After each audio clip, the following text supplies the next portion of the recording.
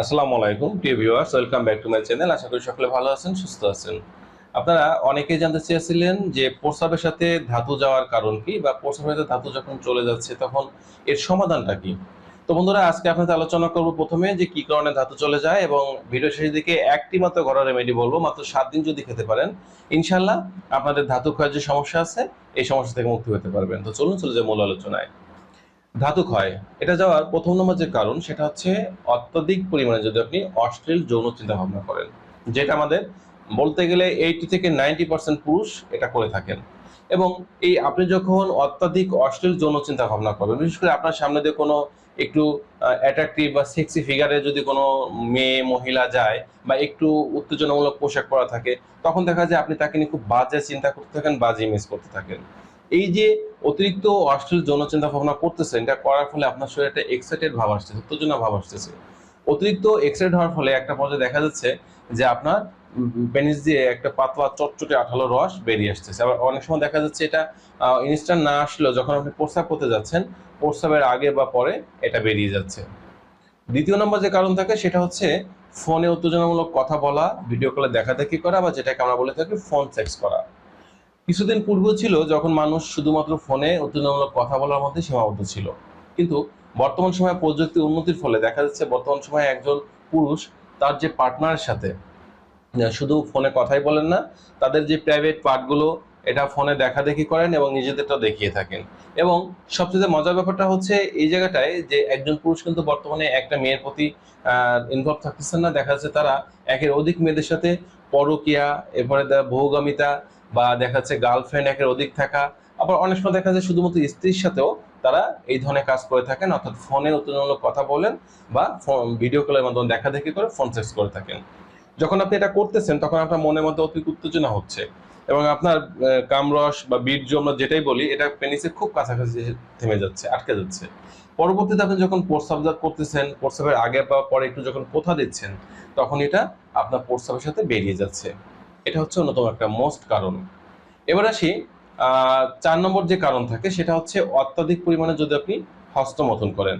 আমাদের মাঝে ম্যাক্সিমাম পুরুষ, বিশেষ করে ইয়াং জেনারেশন যারা আছে, তাদের একটা কমন সমস্যা হচ্ছে এটাই, তারা যারা হস্তমৈথুনের প্রতি আসক্ত হয়ে গেছেন, তারা দিনের নির্দিষ্ট একটা সময় বের করে নিয়েছেন যে কোন কোন সময় আমি আসলে ফ্রি থাকবো বা ফ্রি থাকি।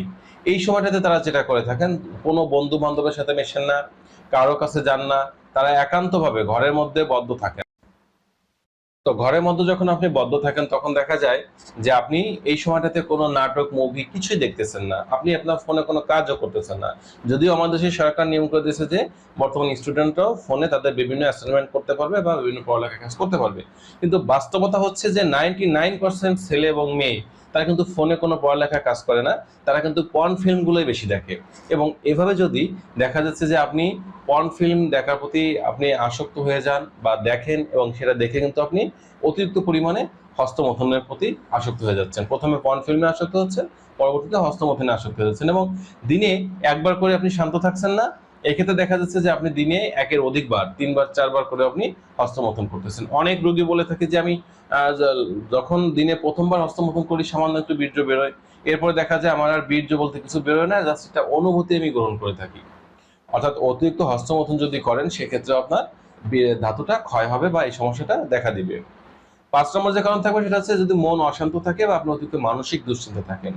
যে সকল ছেলে বা পুরুষরা অতিরিক্ত মানসিক দুশ্চিন্তা করে তাদের কারণে অকারণে প্রস্রাবের সাথে ধাতু বের হয়। বিশেষ করে যে সকল মেয়েরা অতিরিক্ত দুশ্চিন্তা করেন, তাদের কারণে অকারণে তাদের সাদা স্রাবের পরিমাণটা বেড়ে যায়। ঠিক পুরুষেরও একইভাবে ধাতু ক্ষয় যায়। 6 নম্বর যে কারণ থাকে সেটা হচ্ছে যদি যৌনাঙ্গে নার্ভের সমস্যা আপনি করে ফেলেন বা হয়ে যায়, সেটা আমি প্রথমে অনেকগুলো কারণ বলেছি, যেমন অতিরিক্ত পরিমাণে হস্তমৈথুন করা, ভিডিও কলের মাধ্যমে ফোন সেক্স করা, অতিরিক্ত যৌন চিন্তা করা, অতিরিক্ত পরিমাণে দেখা যাচ্ছে পর্ন ফিল্ম দেখা, এসবের কারণে আপনার নার্ভাস সিস্টেমটা দুর্বল হয়ে যাবে, এবং তখন সামান্য উত্তেজনায় আপনার পেনিস দিয়ে প্রস্রাবের আগে বা পরে বা যে কোনো সময় দেখা যাবে চটচটে আঠালো রসটা বেরিয়ে যাচ্ছে।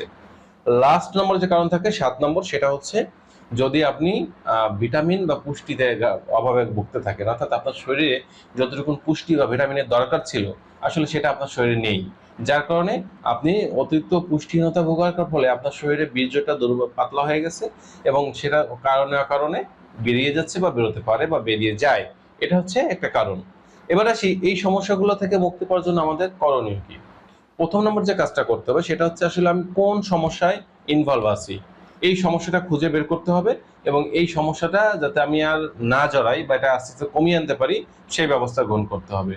আর দ্বিতীয় নম্বর যে কাজটা করতে হবে, একটি মতো ঘরোয়া রেমেডি বলছি, এটা নিয়মিত আপনার একটা না 7 দিন খেয়ে যাবেন। এই রেমেডি তৈরি করার জন্য আপনাদের নিতে হবে 1 গ্লাস গাভীর খাঁটি দুধ, এবং এর দুধটাকে উষ্ণ গরম থাকতে হবে।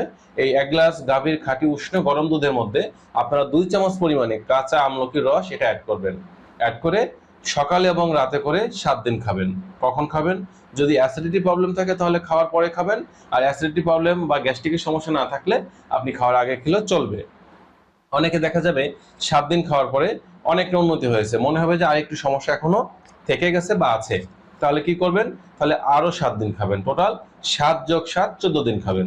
এখন দেখা যাচ্ছে 14 দিন খেলেন, তারপরেও যদি আপনার আশানুরূপ উন্নতি না আসে, অর্থাৎ এই সমস্যা যদি আপনি দীর্ঘদিন ধরে ভুগতে থাকেন, যেটাকে আমরা বলে থাকি ক্রনিক ডিজিজ, তো এই ক্রনিক সমস্যা বা দীর্ঘদিনের সমস্যা যদি হয়ে থাকে, যদি এটা সমাধান না পান, সেক্ষেত্রে স্ক্রিনে দেওয়া যে নাম্বারটা আছে এই নাম্বারে ফোন করে আপনার বয়স এবং আপনি কতদিন সমস্যা ভুগতেছেন টোটাল বিষয়গুলো বললে এই জন্য যে মেডিসিনগুলো আছে সেটা কুরিয়ারের মাধ্যমে আপনাদেরকে পাঠিয়ে দিব।